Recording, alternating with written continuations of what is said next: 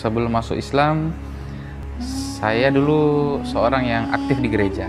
Aktif dalam beberapa kegiatan-kegiatan gereja, termasuk mungkin bisa dibilang aktivis ya, yang ikut membantu penginjilan-penginjilan di gereja. Tidak mungkin saya bisa bersyahadat, karena dulu saya sangat-sangat fanatik. Bahkan pernah mengatakan mustahil saya masuk Islam. Ternyata Allah membuat saya bertekuk lutut. Akhirnya saya seperti menjilat ludah saya kembali. Ong ini marga apa nih Ustadz? Ong ini marga dari ayah saya. Karena ayah saya kan keturunan Chinese dari Kalimantan Tengah, daerah Banjarmasin, Puruk Cahu, yang kemudian merantau ke Sulawesi, ke Kota Palu, akhirnya tinggal dan menetap di sana. Akhirnya kami lahir di sana. Ayah kan dari Kalteng, jadi Chinese bercampur dengan Dayak. Bisa diceritakan sebelum Ustadz masuk Islam, itu kegiatan Ustadz apa? Sampai Ustadz mengenal Islam. Sebelum masuk Islam, saya dulu seorang yang aktif di gereja. Aktif dalam beberapa kegiatan-kegiatan gereja, termasuk mungkin bisa dibilang aktivis ya. Boleh dibilang aktivis gereja yang ikut membantu penginjilan-penginjilan di gereja. Sebelum Ustadz juga aktif di gereja, Ustadz ini kan katanya Ustadz itu pernah nakal, ya Ustadz ya, pernah jadi seniman tato, ya Ustadz ya. Bisa diceritakan agak sedikit lebih panjang, hijrah 2 kali kan ke gereja, habis itu mengenal Islam. Ya seperti anak muda pada umumnya. Ketika masa-masa dulu ya nakal juga, ikut-ikut pergaulan bebas, jadi jarang di rumah, lebih banyak di jalan. Dulu di agama yang lama ketika Nasrani juga tidak begitu paham juga tentang Nasrani, karena ke gereja juga jarang. Ya untung sih kalau bisa setahun sekali bisa ke gereja. Karena saking jarangnya itu, karena lebih banyak nongkrong, lebih banyak di jalan, lebih banyak ya kenakalan-kenakalan anak muda lah. Sampai akhirnya jenuh juga dengan keadaan seperti itu. Mikir juga mau sampai kapan sih seperti ini? Nggak mungkin sampai tua begini terus. Mikirlah untuk memperbaiki diri, akhirnya memperdalam keilmuan agama, mulai aktif di gereja, mulai datang ke gereja, mulai ikut ibadah. Ini momen hijrah yang pertama. Karena kalau saya menyebutnya, saya ini 2 kali hijrah. Ya, 2 kali hijrah. 2 kali hijrah. Hijrah yang pertama ya hijrah dari kenakalan-kenakalan. Hijrah masuk ke lingkungan gereja untuk aktif belajar, memperbaiki diri, dan beribadah. Itu berjalan beberapa tahun sampai akhirnya bisa aktif di gereja, bisa jadi aktivis, bisa bantu-bantu di gereja, bisa bantu-bantu penginjilan. Di proses penginjilan inilah kemudian saya berpikir agama saya waktu itu ini adalah agama yang paling benar, bahwa Kristen ini adalah agama yang paling benar. Sehingga berusahalah saya untuk mengajak teman-teman saya waktu itu, kan ada sebagian yang Muslim, mengajak teman-teman itu untuk masuk karena menganggap Kristen ini agama yang baik, sementara Islam ini agama yang buruk. Maka niatnya tuh ingin menyelamatkan, ingin mengajak mereka ke agama yang benar menurut saya waktu itu, dengan mengajak mereka masuk Islam. Jadi sering berdebat dengan teman-teman, sering berdebat dengan orang-orang yang mungkin kalau di Islam disebut ustadz. Sering ajak, karena mengajak mereka untuk murtad. Kepada murtad. Ya, mengajak mereka untuk murtad, mengajak mereka untuk keyakinan Kristen. Nah, dari situ muncullah semangat bahwa dalam proses mengajak saudara-saudara Muslim di murtad, saya harus punya bekal juga. Masa saya ngajak orang masuk agama saya, tapi saya tidak punya bekal keagamaan saya harus kuat, dan minimal saya harus tahu tentang Islam. Buat apa saya tahu Islam? Buat mencari kelemahan-kelemahan Islam. Mencari tahu kelemahan Islam supaya ketika debat tahu nih mau nyerangnya di mana kan. Ibarat kita mau fight ini kan tahu mau mukulnya di mana. Jadi ada semangat untuk mencari tahu Islam, mencari tahu kelemahan-kelemahan Islam. Akhirnya saya memutuskan waktu itu untuk mendownload aplikasi Al-Quran di HP. Ya karena dulu kan memang belum punya Quran dan tidak tahu kalau ternyata ada dijual mushaf Quran yang ada terjemah. Taunya cuma aplikasi. Downloadlah aplikasi Quran, bacalah. Waktu itu saya memulai baca Quran itu dari surah Maryam. Kenapa surah Maryam? Karena yang saya tahu di surah Maryam itu disinilah menceritakan kisah-kisah tentang Nabi Isa alaihi salam. Iya. Nah, saya itu pengen sekali membandingkan antara Nabi Isa alaihi salam dengan Yesus dalam versi Injil Kristen. Makanya kemudian saya memulai dari surah Maryam. Akhirnya dari situ mulailah membandingkan antara dua kitab ini. Antara Islam dan Kristen. Iya, membandingkan antara Islam dan Kristen, membandingkan antara Injil dan Al-Quran. Dimulai dari membandingkan antara kisah Yesus dan kisah Nabi Isa alaihissalam. Setelah Ustadz membaca surah Maryam, Ya. setelah itu apa yang terjadi, Ustadz? Setelah membaca surah Maryam, ternyata banyak kemiripan. Banyak kemiripan kisah. Hanya yang begitu membedakan itu di Al-Quran mengatakan bahwa Isa Al-Masih itu tidak disalibkan. Di Injil dikatakan bahwa Yesus itu disalib. Ini dua hal yang berbeda, Ustadz. Dua hal yang sangat berbeda. Tapi dari sisi kebaikan, dari sisi sejarah, ibunda, dan yang lain itu banyak kemiripan. Banyak sekali kemiripannya. Karena memang saya sampai hari ini memahami, meyakini bahwa antara Yesus dengan Nabi Isa ini satu pribadi. Satu pribadi yang memiliki nama yang bermacam-macam. Seperti Nabi Muhammad kan memiliki banyak nama, memiliki banyak gelaran. Ada yang memanggil beliau Al-Amin, ada yang memanggil Ahmad, ada yang memanggil Muhammad. Nah, saya meyakini bahwa itu pula yang terjadi dengan Nabi Isa. Jadi dalam versi Arab disebutkan Nabi Isa alaihissalam. Dalam versi bahasa yang lain, pribadi ini disebut juga dengan nama Yesus.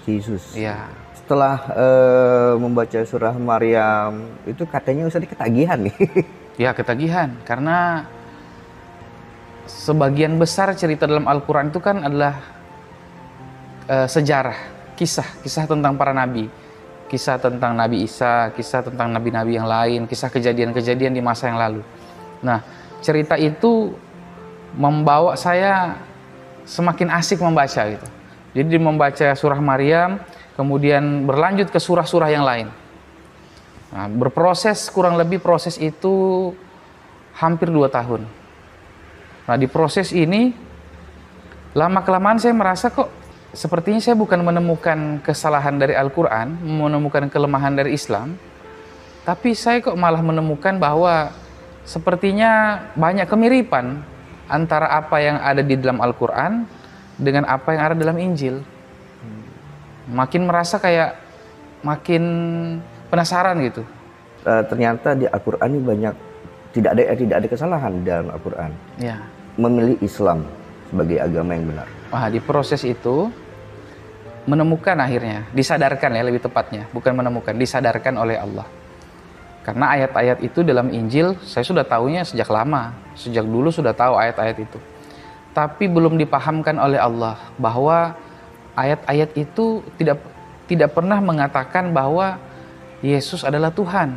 Banyak ayat itu yang malah mengatakan bahwa Yesus ini berdoa kepada Allah, kepada Allah Bapa.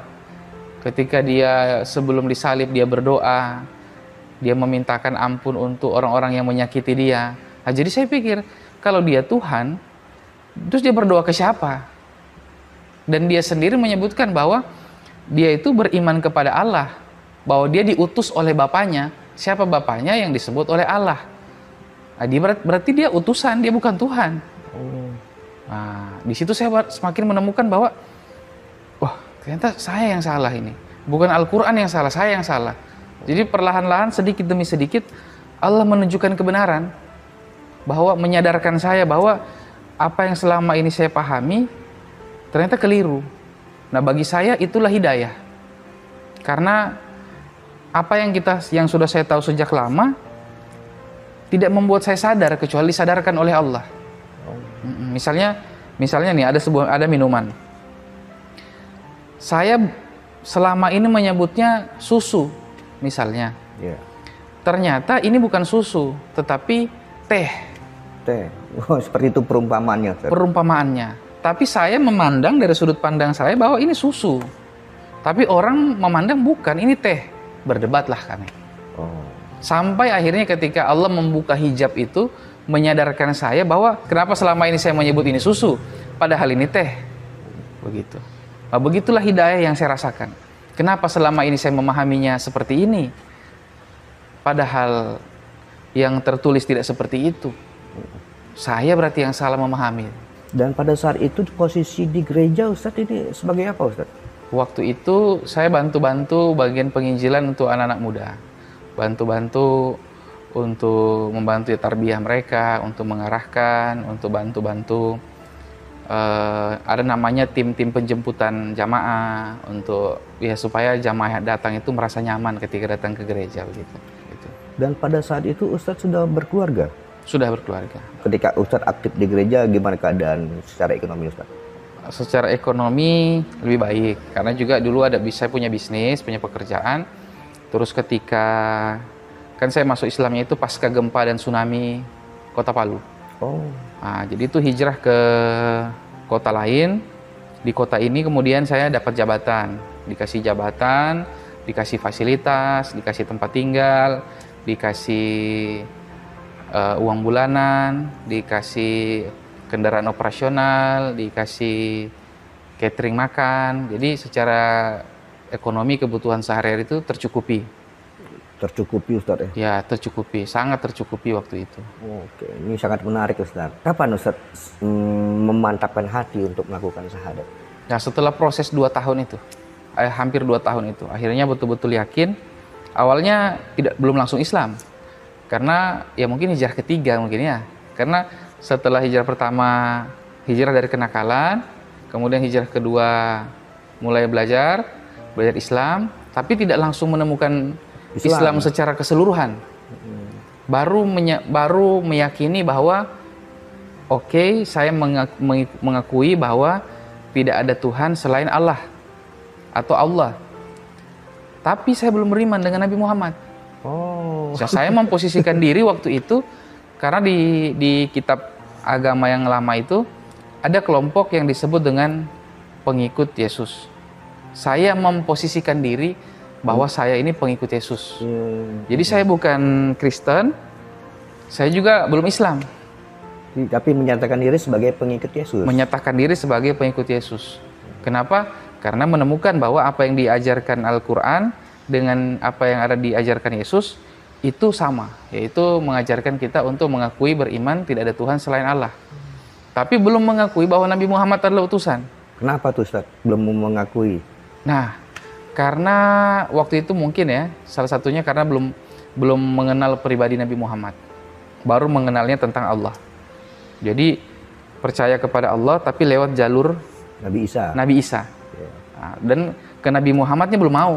Karena saya dulu ketika di agama yang lama kami betul-betul tidak tahu tentang siapa Muhammad. Tidak ada bayangan, tidak ada sejarah, tidak ada pengetahuan tentang beliau. Bahkan yang saya tahu itu pengetahuan yang buruk tentang beliau. Hal-hal yang negatif. Iya, hal-hal yang negatif tentang Rasulullah, tentang beliau menikahi anak di bawah umur, tentang apa-apa yang beliau ajarkan, memandang dari sisi negatif. Akhirnya membuat saya tidak suka dengan Rasulullah. Padahal belum mengenal. Belum kenal. Kenalnya dari sisi negatif. Oh. Ya. Jadi pemahaman yang ada, pemahaman tentang sisi buruknya Nabi Muhammad. Padahal setelah kenal, beliau tidak punya sisi buruk. Wow. Begitu. Itu akhirnya buat saya sedikit menghina Nabi Muhammad. Saya menghina Nabi Muhammad, terus benci dengan azan. Jadi ketika datang waktu sholat, azan berkumandang di masjid, saya itu ngomel-ngomel di rumah. Saya marah-marah di rumah. Kenapa? Jadi merasa terganggu, merasa kok ribut ya. Kok mereka yang mau ibadah, kok harus teriak-teriak, ribut-ribut gitu. Harusnya kalau mereka mau ibadah aja, nggak usah ribut-ribut gitu. Sedangkan di Kristen nggak seperti itu. Iya, sedangkan di agama saya yang sebelumnya, kalau jamnya ibadah kan nggak ada yang teriak-teriak. Nggak ada yang teriak-teriak manggil-manggil, ayo ibadah, nggak ada. Ya, tenang-tenang saja kan. Nah, justru sadar bahwa oh ini jamnya ibadah, harus bersiap, harus pergi. Ini kok Islam rusuh gitu. Mau ibadahnya rusuh, tambah lagi waktu itu image Islam yang saya tahu itu buruk. Ketika mendengar teriakan Allahu Akbar, ada pagar yang rusak. Nah, ketika dengar teriakan Allahu Akbar, ada ban yang dibakar. Jadi kenalnya bahwa oh teriakan Allahu Akbar ini anarkis. Jadi mindsetnya seperti itu, Ya. seperti itu, Ustaz ya. Mindsetnya sebelum mengenal Islam itu mindsetnya bahwa Islam ini agama yang kurang baik. Tidak mungkin Tuhan yang menciptakan bumi ini menurunkan agama yang benar, agama yang merusak, yang justru malah merusak pagar, merusak ekosistem dengan bakar-bakaran, kerusuhan, mau saling serang, saling menyakiti.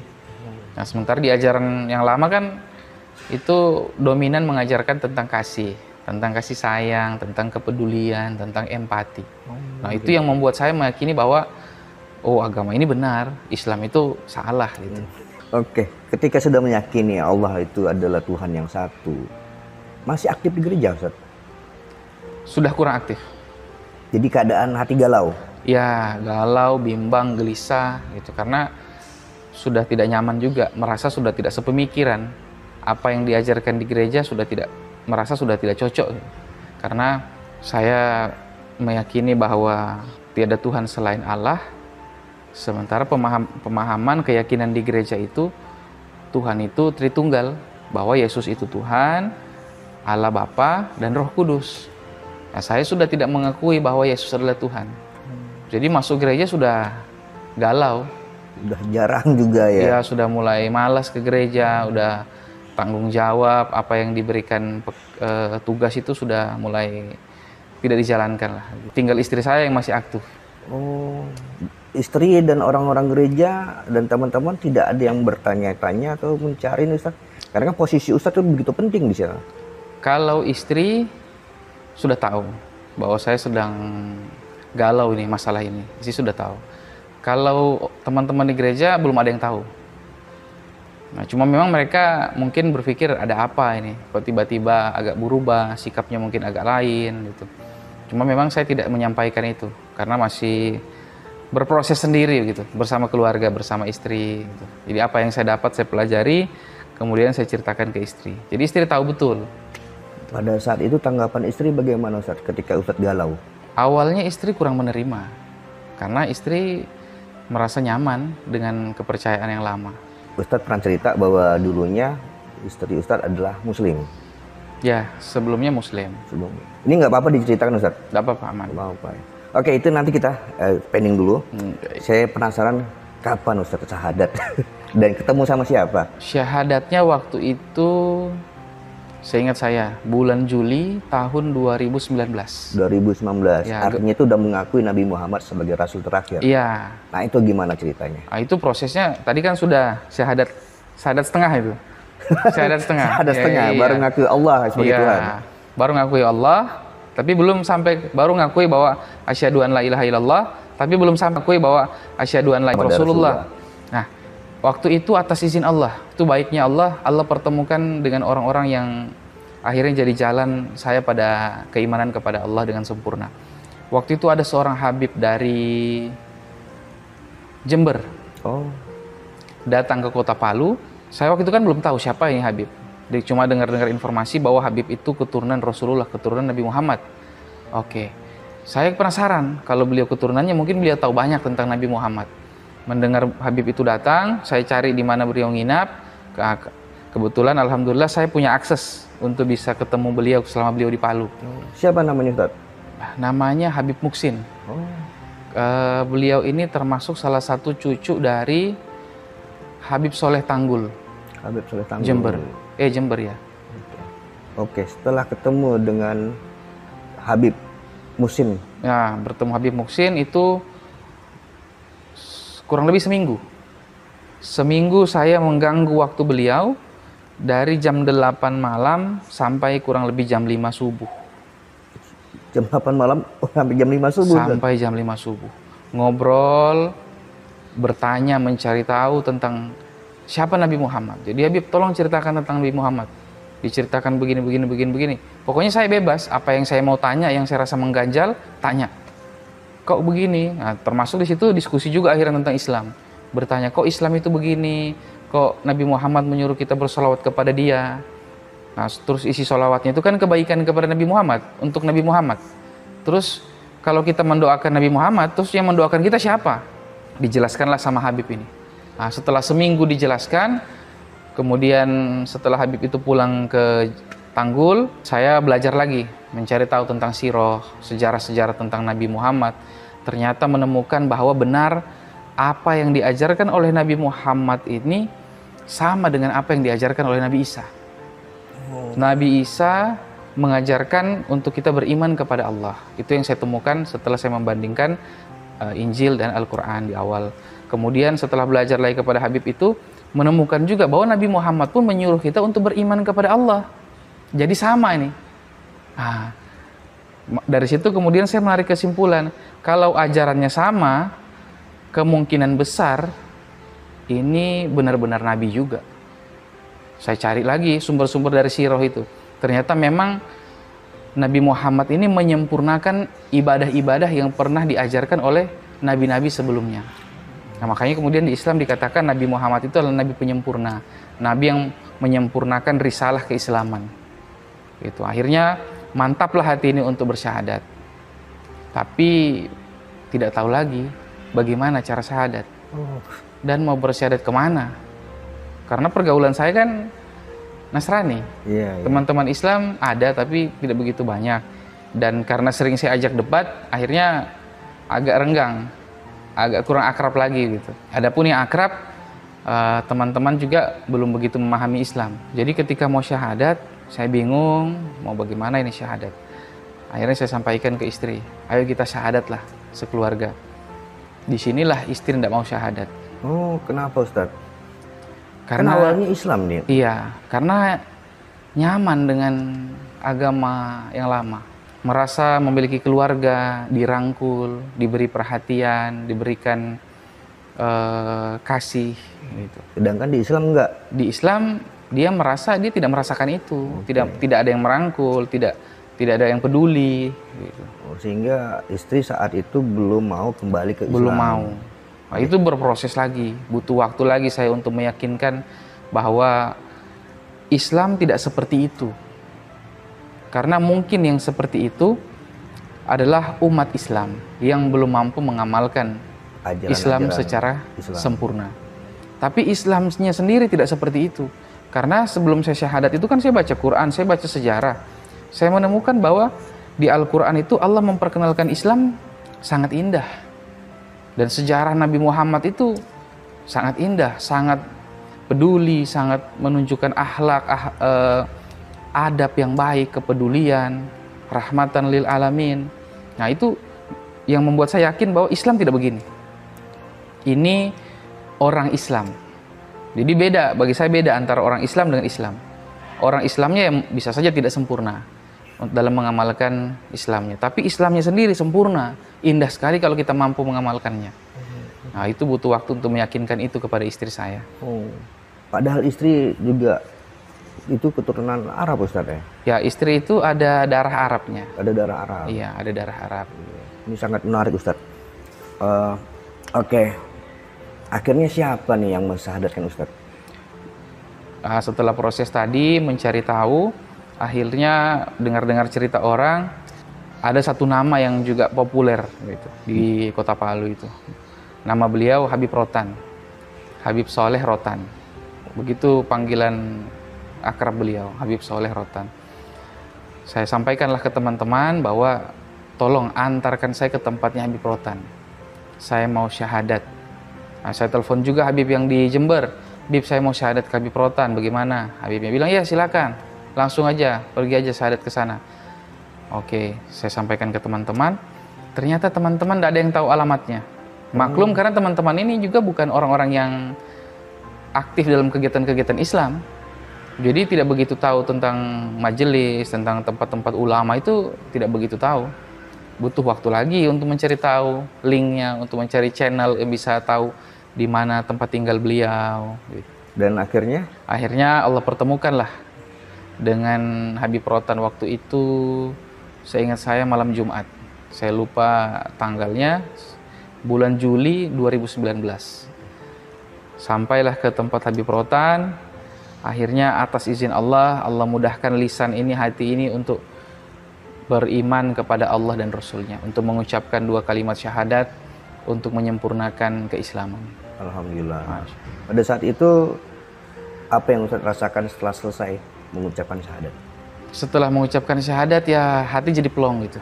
Jadi yang selama ini membuat saya galau, yang selama ini menyita waktu saya kurang lebih 2 tahun itu akhirnya tuntas. Bener-bener plong? Iya, akhirnya lega lah gitu. Ini akhirnya yang tadinya mencari kelemahan, akhirnya Allah tunjukkan kebenaran dengan membaca terjemah Al-Quran. Dan rasa ketenangan ini yang kayaknya yang mahal ya Ustadz ya? Sangat mahal. Sangat mahal. Bahkan ketika pertama kali berwudu ya waktu itu, padahal saya belum belajar nih ilmu tentang wudu, belum tahu niatnya. Ketika masuk waktu sholat, kan sudah harus sholat.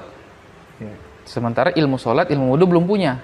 Nah, jadi teman saya bilang, ada beberapa orang teman saya yang alhamdulillah mendampingi saya waktu itu, udah berwudu, ikuti saja saya di tempat wudu. Ya, jadi teman saya berwudu di samping, saya di sebelah.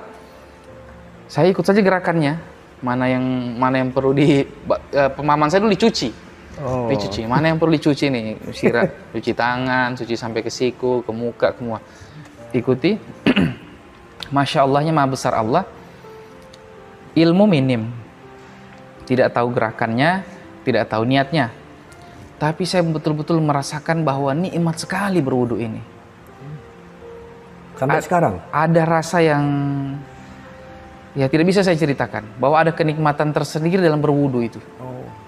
Akhirnya saya betul-betul rasa, nikmat sekali, berwudu ini nikmat. Nah, ketika momen pertama kali sholat, apa yang Ustadz rasakan juga? Wah, itu luar biasa. Pertama kali masuk masjid itu betul-betul nikmat sekali. Terasa enak sekali, terasa tenang hati ini, lega, damai, terasa sejuk. Walaupun dulu masjidnya tidak pakai AC yang saya masuk itu. Jadi kesejukan, kenikmatan yang saya rasa itu bagi saya bukan karena fasilitas yang ada, tapi mungkin Allah mau memperlihatkan bahwa inilah kenyamanan, keindahan, ketenangan yang kamu bisa dapatkan kalau kamu mau beriman kepada aku dan Rasulku. Gitu. Waktu sholat itu kan saya tidak tahu bacaan, tidak tahu apa yang mau dibaca, tidak tahu gerakannya juga. Jadi ketika sholat, ya begitu lagi, mengikuti lagi, melihat orang aja. Jadi kalau yang di depan, kiri, kanan, angkat tangan juga, tapi tidak tahu yang dibaca apa. Angkat tangannya pun ya belum sempurna, hanya sekedar angkat tangan saja. Angkat tangan, taruh tangannya pun biasa terbalik-balik, kadang begini. Gitu. Karena memang tidak tahu. Mengikuti, terus ruku, terus sujudnya juga lebih banyak salahnya. Karena memang belum ada waktu untuk belajar kan. Ketika syahadat terus masuk waktu sholat, nah belum sempat nih. Belum sempat belajar. Harus ikut sholat berjamaah, akhirnya ikut berjamaah. Nah, tapi dengan banyak kekurangan itu nikmatnya tetap terasa. Masya Allah. Apalagi saat sujud itu.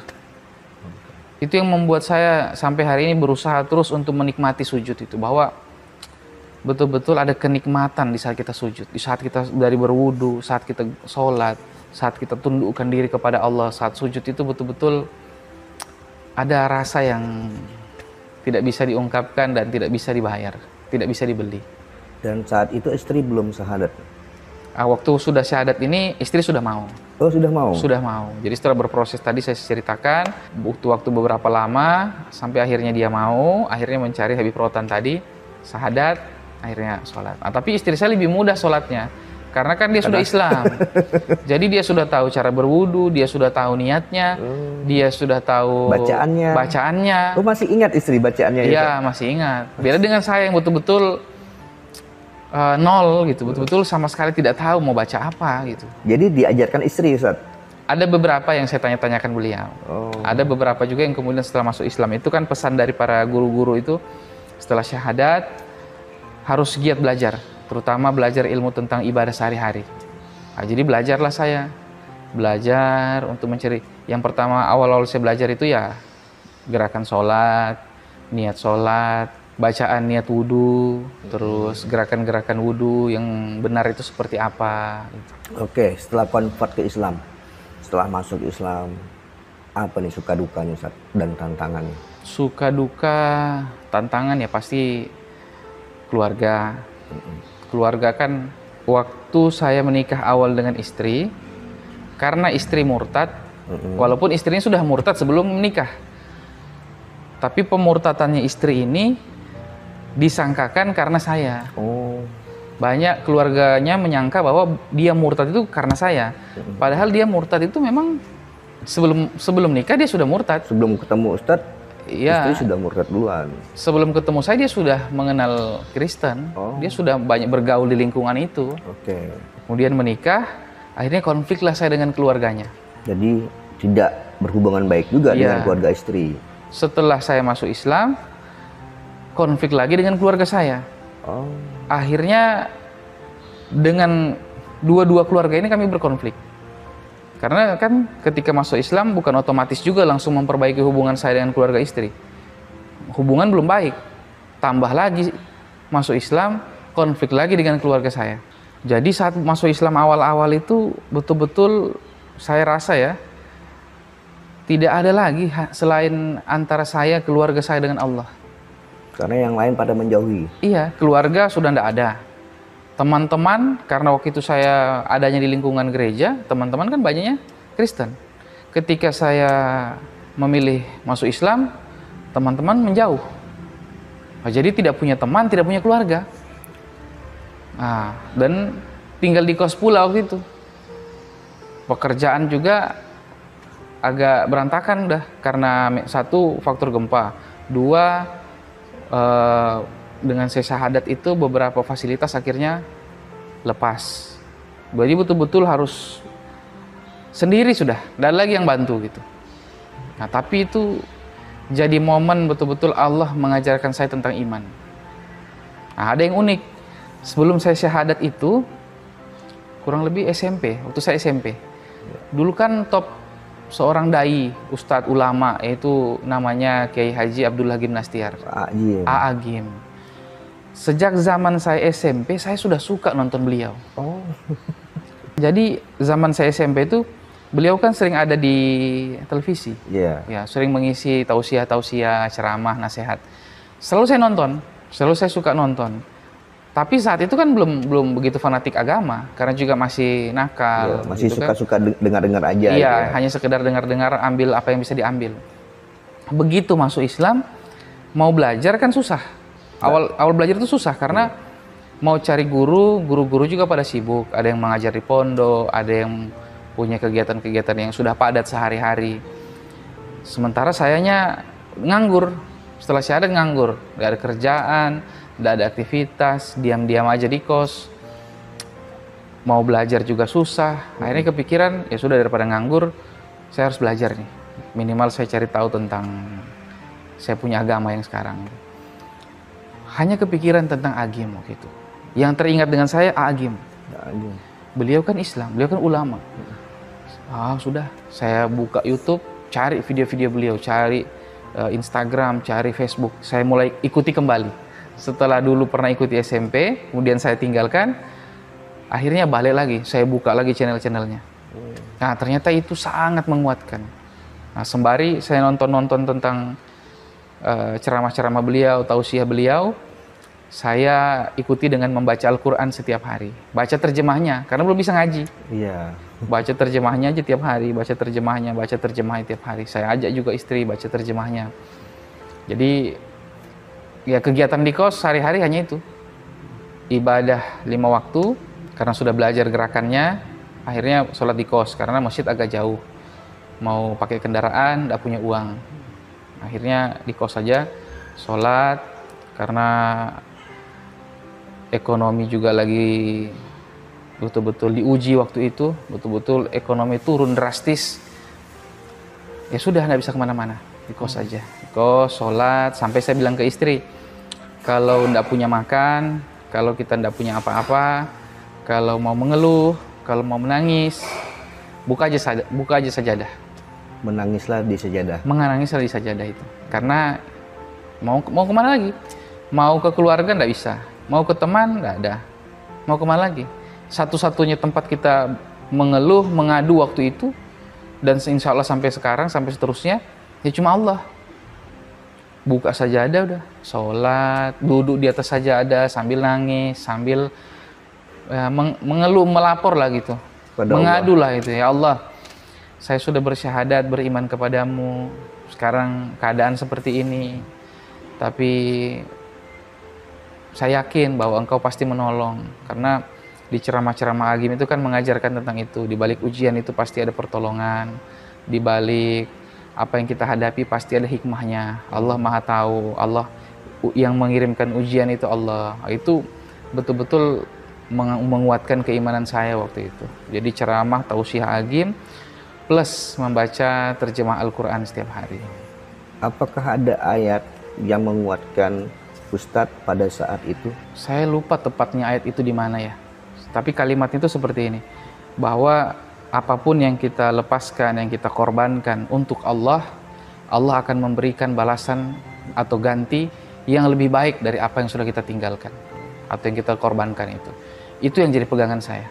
Itu yang menguatkan? Itu yang sangat menguatkan. Jadi saya pikir apapun yang sudah terjadi, yang sudah saya korbankan ini untuk memilih Islam, saya yakin Allah akan menepati janjinya bahwa apa yang saya korbankan, apa yang saya lepaskan, apa yang saya tinggalkan, Allah akan ganti dengan yang lebih baik. Tugas saya memantaskan diri untuk menerima balasan yang baik itu. Berapa lama doa Ustadz dikabulkan Allah dalam keadaan seperti itu? Saya tidak ingat berapa lamanya ya, tapi itu cukup lama. Sampai di kos itu pernah sampai titik saya dan istri itu betul-betul tidak punya uang. Karena memang tidak ada pekerjaan, jadi tabungan apa dan lain-lain, barang-barang habis dijual untuk kebutuhan hari-hari. Anak saya waktu masih kecil, untuk kebutuhan pampers, untuk kebutuhan susu dan kebutuhan makan kami sehari-hari, akhirnya habis, betul-betul 0 rupiah. Kurang lebih itu berjalan 1-2 bulan, masa-masa 0 rupiah itu. Tapi maha besar Allah, maha baik Allah, maha kaya Allah. Di masa-masa 0 rupiah itu, Allah cukupkan kebutuhan saya. Bagaimana Ustadz? Nah itu yang saya sampai sekarang kalau ditanya, saya tidak bisa jelaskan ya seperti apa. Jadi selama masa itu memang saya tidak punya uang, tapi makanan kami di kos itu cukup. Dicukupkan Allah? Dicukupkan oleh Allah. Kebutuhan susu anak saya cukup, kebutuhan pampers cukup gitu. Entah bagaimana caranya, ya mungkin ada yang ngasih. Saya ingat saya seperti itu, ada yang ngasih, ada yang kemudian belinya kelebihan, lagi ada diskon misalnya kan, beli 1 gratis 1, butuhnya cuma 1, akhirnya satunya dikasih gitu. Bayar kos juga terbayar. Ya, kos juga tercukupi gitu. Saya sendiri ya, jangankan mungkin teman-teman yang menyaksikan ini, yang mendengarkan ini mungkin agak bingung, agak heran. Ya jangankan teman-teman, saya pribadi sampai hari ini itu ya bingung, tidak tahu bagaimana menjelaskannya itu. Bagaimana Allah mencukupkan? Iya, bingung. Jadi Ustaz, rasanya seperti nggak masuk akal. Seperti mimpi aja begitu. Seperti mimpi aja. Akhirnya ya jalani hidup ini ya karena mungkin begini. Mungkin karena waktu itu saya fokusnya belajar dan ibadah, jadi tidak begitu terpikirkan tentang itu. Tahu-taunya ya cukup aja gitu. Oke. Mau makan ya ada makanan, walaupun mungkin seadanya ya, nasi sama mie, nasi sama telur. Tapi ada gitu. Nah, ada misalnya yang saya ingat nih, ada teman yang ngasih beras. Apa perubahan besar yang Ustadz rasakan di agama sebelumnya dan di agama Islam yang sekarang? Yang kira-kira sangat different sekali bagi Ustadz. Perubahan besar yang saya rasakan adalah ketenangan. Ketenangan, kebahagiaan, dan menyikapi hidup ini dengan ringan saja. Gitu. Bahwa semua sudah ditakdirkan oleh Allah. Kita diciptakan oleh Allah, dirawat oleh Allah, semua kebutuhan kita dicukupkan oleh Allah.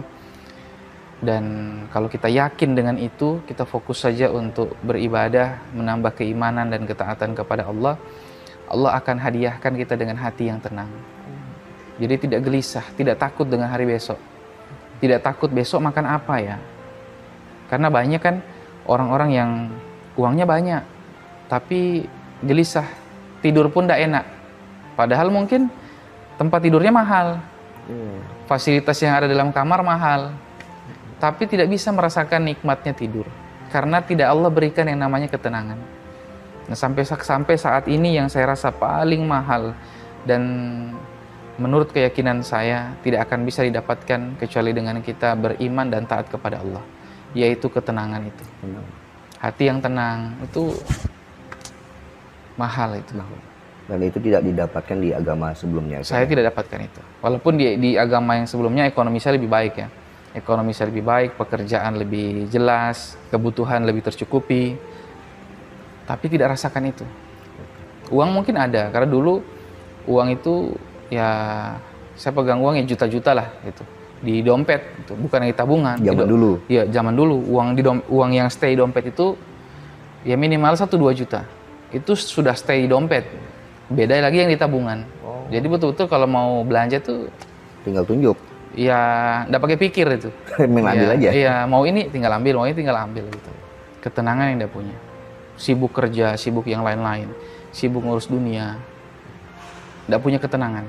Saat ini, seberapa besar Ustadz merasakan kerinduan dan kecintaan kepada Rasulullah? Rindu dan cinta pada Rasulullah sangat rindu. Karena satu hadis qudsi yang pernah saya baca ya kalau nggak salah, bahwa Allah menciptakan dunia ini hanya untuk Nabi Muhammad. Bahwa Allah mengatakan, tidaklah aku menciptakan dunia dan seisinya itu jika bukan karena engkau Muhammad. Jadi semua yang hari ini kita rasakan, semua yang hari ini kita dapatkan di dunia ini berkah dari keberkahannya Rasulullah Nabi Muhammad SAW. Dan berkah dari beliau pun sampai akhirnya saya bisa bersyahadat dengan kebaikan dari Allah, rahmat dari Allah, kasih sayangnya Allah sama saya. Karena kalau Allah tidak menolong saya, tidak menyadarkan saya, tidak mungkin saya bisa bersyahadat. Karena dulu saya sangat fanatik, bahkan pernah mengatakan mustahil saya masuk Islam. Ternyata Allah membuat saya bertekuk lutut di bawah kekuasaannya. Akhirnya saya seperti menjilat ludah saya kembali. Dan memang tidak bisa saya pungkiri itu. Tidak bisa saya pungkiri bahwa maha besar Allah. Maha besar Allah, maha baik Allah, maha luar biasa Allah, maha sempurna Allah yang mengutus nabinya, yang memberikan nabinya sebagai teladan bagi kita. Dan apakah ketenangan ini juga dirasakan sama istri Ustadz? Alhamdulillah. Alhamdulillah. Saya rasa dia merasakan karena kita diuji dalam ekonomi yang cukup berat, diuji dalam ujian keluarga, ujian pergaulan, dan dia masih bisa bertahan. Dia masih bisa menyikapi itu dengan baik. Dia tidak banyak mengeluh, dia ya dipahamkan oleh Allah bahwa tidak punya teman itu tidak apa-apa. Yang penting kita punya Allah. Nanti Allah yang mengirimkan kita teman-teman yang baik menurut Allah.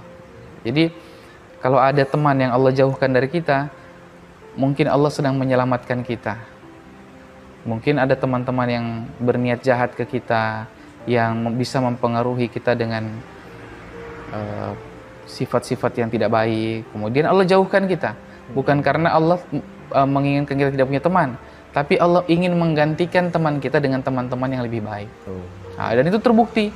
Hari ini Allah kirimkan saya orang-orang yang jadi teman-teman saya, yang jadi orang-orang membersamai saya dalam kebaikan. Ya, teman-teman yang dulu digantikan oleh Allah dengan teman-teman yang mengajak sholat, mengajak baca Quran. Nah, itu bagi saya jauh lebih baik. Masya Allah. Dan apa sekarang keluarga istri sudah menerima Ustadz? Alhamdulillah, setelah proses syahadat beberapa tahun kemudian, perlahan-lahan ya, keluarga-keluarga istri itu mulai menerima? Mulai baik gitu. Oh, nggak langsung spontan? Nggak langsung spontan, karena ya pasti berproses ya, namanya manusia mungkin malu, mungkin jaim dan lain-lain. Apalagi sebagian yang lebih tua, apalagi orang tua kan, mertua saya sendiri kan, jadi memang berproses gitu. Tapi saya meyakini waktu itu di awal-awal tugas saya adalah memperbaiki iman saya, memperbaiki hubungan saya dengan Allah yang sudah rusak sejak lama ini karena saya menjadi kafir. Berusahalah saya memperbaiki itu karena saya ingat satu nasihat, kalau kita memperbaiki hubungan kita dengan Allah, Allah akan memperbaiki hubungan kita dengan makhluknya. Dan itu terbukti. Saya berusaha untuk memperbaiki hubungan saya dengan Allah. Alhamdulillah Allah perbaiki hubungan saya dengan keluarga-keluarga istri. Masya Allah. Alhamdulillah. Alhamdulillah. Saya meyakini bahwa ketika Allah menurunkan ayat pertama itu kepada Nabi Muhammad, Iqra, bahwa kita ini harus rajin membaca, Ya, terutama membaca Al-Quran. Kalau kita malas baca Al-Quran itu, yang paling terasa ya, iman kita pasti lemah. Dan serba tidak tahu tentang kehidupan ini.